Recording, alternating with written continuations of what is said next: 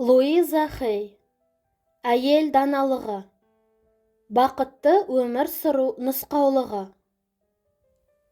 Әйелдерге берілген мүмкіндік. Кей нәрселер ескіреді, жанасы пайда болады. Бұл кітапта берілген кеңестерімнің кейбірі бұрында айтылған, ал енді біреулері жаңа. Қай-қайсының болсын, мақсаты біреу. Әйелдердің шынайы мүмкіндіктерін толығымен аша түсу. Негізгі түсініктер мен қосымша пікірлерді жинақтай отырып, келешекке нық қадам жасаймыз. Қыз-келіншектерге түрлі мүмкіндікке жол ашу әлемдік маңызға ие қадам. Нәзік жандыларға шектеу қойылса, зардабы бәріне тиеді. Ал қыз-келіншектер жеңіске жетсе, шапағатын әр адам көреді. Луиза Хей. Егер жаңа бір іс бастамас бұрын, қолға алған ісіңіздің қалай аяқталатынын ойша саралап шықсаңыз, барынша нәтижелі болары анық. Кристиан Нотроп, медицина докторы. Алғы сөз. Өміріңізде жолыққан кез келген оқытушы, өсу жолыңыздағы кезекті баспалдақ тәрізді екенін қаперіңізде ұстағаныңыз жөн. Сол оқытушылардың қатарында мен де бармын. Мен емші емеспін, ешкімді емдемеймін. Менің бар мақсатым өз ойыммен бөлісе отырып, сізге күш-жігер беру. Айтарым, барынша көп кітап оқып, көптеген адамнан тәлім алғаныңыз жөн. Себебі бір ғана жүйе барлық саланы тұтас қамти алмайды. Өмір сан қырлы. Біз оны соңына дейін түсініп боламыз дегенше, ол өзгеріп, толығып отырады.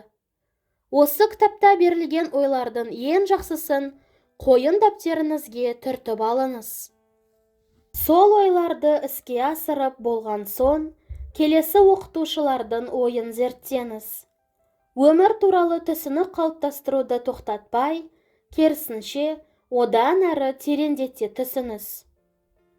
Қоғам сізді де, мені де, жалпы кез келген әйел затын бала кезден ұялтып, кінәлі етуге үйренген. Ата-анамыз бізге не істеу керектігін алдын ала жоспарлап қояды. Олардың өз ережелері, қағидалары бар. Кейбірімізге бұл ұнауы мүмкін.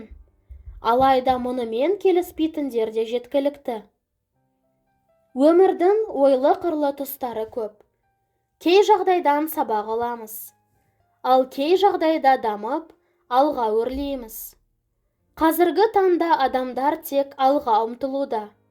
Ұзақ жылдар бойы нәзік жандылар қауымы ерлердің қалауы мен бұйрығын орындаумен келді. Олар бізге не істеу керектігін, оны қашан және қалай жасау керектігін бәрін айтып отырды.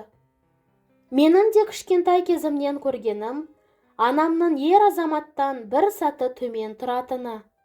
Не ойлап, не істейтінін оған әрқашан ескертіп отырғаны.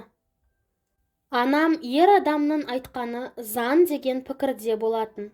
Сондықтан қорлау, төмендету анам екеуміз үшін қалыпты құбылыс еді. Бұл әрине ата-ана өзін ортада қалай ұстаса, бала да соларға қарап өсетінінің көрнекі мысалы. Мұның қалыпты емес екенін, әйел ретінде менің де көп нәрсеге қол жеткізе алатынымды түсіну үшін көп уақыт қажет болды. Әуелі мен ойымды өзгертіп, өзімді құрметтей бастадым. Міне, сол сәттен бастап, сыртқы дүнием, мені қоршаған орта өзгере бастады. Содан бері өзін әйел затынан жоғары қоятын, қорлап мінейтін азаматтар маныма жуған емес. Нәзік жандылар үшін ең маңызды әрі өте қажет қасиет өзін бағалау. Бұл қасиет бойымыздан табылмаса, арнайы қалыптастыруға болады. Өз құндылығын түсінген адам ешқашан өзін қорлауға жол бермейді.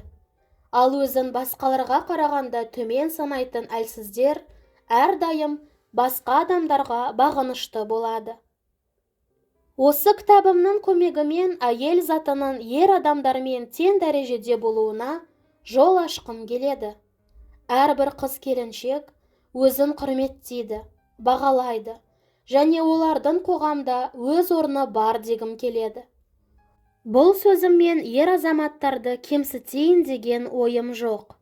Бар болғаны, барлық жерде теңдік орнаса деген тілек. Бұдан ешкім ұтылмайды. Керісінше, тек пайдасы тимек. Көзқарасыңызды өзгертуге уақыт қажет екенін ескергеніңіз жөн. Көбіңіз жаңа идеяларды қабылдауға қанша уақыт керек деп сұрауыңыз мүмкін. Алайда адамдар әртүрлі. Сол себепті әркімнің қабылдау уақыты да әртүрлі болмақ. Ең дұрысы, уақытқа шектеу қоюға тырыспаңыз. Даму жолында бар мүмкіндігіңізді қолдансаңыз, шексіз-шетсіз әлемнің өзі дұрыс жол сілтемек. Аз-аздан, күнбе-күнгі жасалған әрекет белгіленген межеге жеткізері сөзсіз.